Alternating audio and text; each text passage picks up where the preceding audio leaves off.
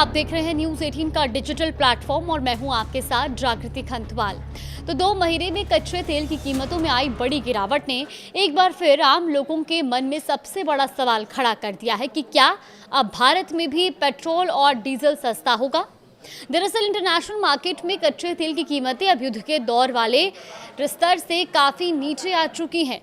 जिस crude oil ने 2 महीने पहले रिकॉर्ड ऊंचाई छू ली थी, वही अब करीब 45% तक सस्ता हो चुका है। लेकिन सवाल ये है कि जब कच्चा तेल इतना सस्ता हो गया है तो क्या इसका फायदा भारत के उपभोक्ताओं को भी मिलेगा। आइए समझते हैं पूरी कहानी। देखिए, 2 महीने पहले मिडिल ईस्ट में तनाव अपने चरम पर था। अमेरिका और इजराइल की ओर से ईरान पर लगातार मिसाइल हमले किए जा रहे थे, जबकि ईरान भी मिसाइल और ड्रोन से जवाब दे रहा था।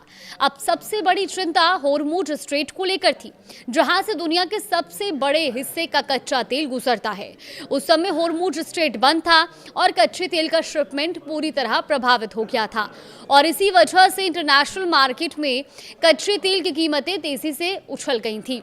लेकिन अब तस्वीर बदल चुकी है। अमेरिका और ईरान शांति कायम करने के लिए बातचीत की मेज पर है। होर्मुज स्ट्रेट फिर से खुल चुका है। हालांकि तनाव की आशंका अभी पूरी तरह से खत्म नहीं हुई है, लेकिन बाजार में सकारात्मक माहौल बना हुआ है और यही वजह है कि खाड़ी देशों और अमेरिकी दोनों कि कच्चे तेल की कीमतें अब युद्ध से पहले के स्तर पर लौट आई हैं। अगर आंकड़ों पर नजर डालें तो 30 अप्रैल को ब्रेंट क्रूड यानी कि खाड़ी देशों का जो कच्चा तेल है वो $126.41 प्रति बैरल के 52 हफ्तों के उच्चतम स्तर पर पहुंच गया था। लेकिन अब इसकी कीमत घटकर $70.13 प्रति बैरल रह गई है, यानी सिर्फ 2 महीने में इसमें $56.28 प्रति बैरल की गिरावट दर्ज की गई है, जो लगभग 45% की कमी है।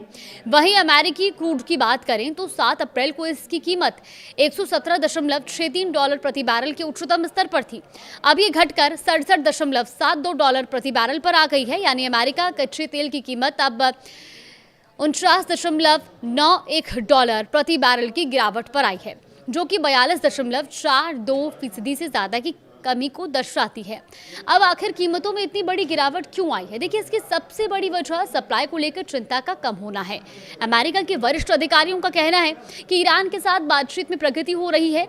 हालांकि बातचीत अभी शुरुआती दौर में है, लेकिन इससे बाजार को भरोसा मिला है कि खाड़ी क्षेत्र से कच्चे तेल की सप्लाई फिलहाल बाधित नहीं होगी।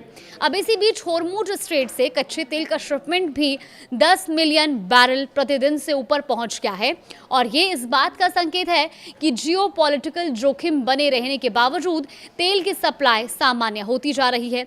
हाल के हफ्तों में होर्मुज स्ट्रेट से तेल की आवाजाही में लगातार सुधार हुआ है और वैकल्पिक रास्तों ने भी प्रमुख उत्पादक देशों के एक्सपोर्ट को बहाल करने में मदद की है। इससे लंबे समय तक सप्लाई रुकने की आशंका काफी कम हो गई है। सिर्फ यही नहीं, अमेरिकी ऊर्जा सूचना प्रशासन यानी कि EIA के ताज़ा आंकड़ों के मुताबिक अप्रैल में अमेरिका का घरेलू कच्चे तेल का उत्पादन रिकॉर्ड 13.93 मिलियन बैरल प्रतिदिन तक पहुंच गया है और इससे वैश्विक बाजार में पर्याप्त सप्लाई की उम्मीद और मजबूत हुई है। वहीं ANZ का भी कहना है कि वॉशिंगटन और तेहरान के बीच स्थायी समझौते की संभावना बढ़ने से सप्लाई को लेकर चिंता कम हुई है। हालांकि होर्मुज स्ट्रेट के भविष्य को लेकर कुछ अनिश्चितता अभी भी बनी हुई है और इसीलिए ट्रेडर्स पूरी तरह निश्चिंत नहीं है। फिलहाल बाजार की नजर अमेरिका ईरान बातचीत, खाड़ी क्षेत्र में शिपिंग की स्थिति और अमेरिका के आने वाले इन्वेंट्री और डिमांड डेटा पर टिकी हुई है। अब सबसे अहम सवाल कि क्या भारत में पेट्रोल और डीजल सस्ता होगा। देखिए, फिलहाल भारत में पेट्रोल और डीजल की कीमतों में पिछले 38 दिनों से कोई बदलाव नहीं हुआ है और आखिरी बार 25 मई को ईंधन की कीमतों में बढ़ोतरी हुई थी।